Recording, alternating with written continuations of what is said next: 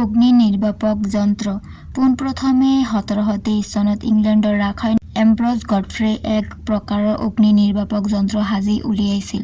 আনহাতে British captain George William মেনভিয়ে 1818 চনত আধুনিক অগ্নি নিৰ্বাপক যন্ত্ৰ সাজি উলিয়ায়। এম্ব্ৰিক গডফ্ৰে 1730 চনত এবিধ জুই নুমুৱাব পৰা জুলীয়া পদাৰ্থৰ লগত কিছু গান পাউডাৰ ৰাখি এক ধৰণৰ অগ্নি নিৰ্বাপক যন্ত্ৰ সাজি উলিয়ায়, য'ত গান পাউডাৰখিনি বিস্ফোৰণ হোৱাৰ পিছত জুলীয়া পদাৰ্থখিনি ওলাই জুই নুমুওৱাত সহায় কৰিছিল।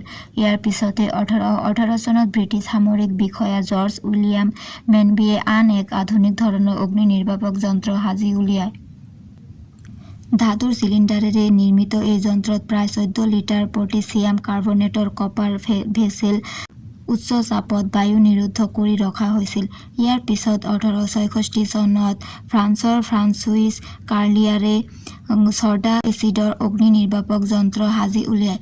ইয়াত পানী আৰু ছ'ডিয়াম বাইকাৰ্বনেটক টাৰ্টাৰিক এচিডৰ সৈতে সংপৃক্ত কৰি ৰখা হৈছিল আৰু ই কাৰ্বন ডাই অক্সাইড গেছ উৎপন্ন কৰি জুই নুমুওৱাত সহায় কৰিছিল। 1881 চনত সংযুক্ত যুক্তৰাষ্ট্ৰত গ্ৰেংগাৰে ছ'ডিয়াম বাইকাৰ্বনেট আৰু ছালফিউৰিক এচিডৰ সংমিশ্ৰণ কৰি আন এক ছ'ডা এচিড অগ্নি নিৰ্বাপক যন্ত্ৰ সাজি উলিয়ায়।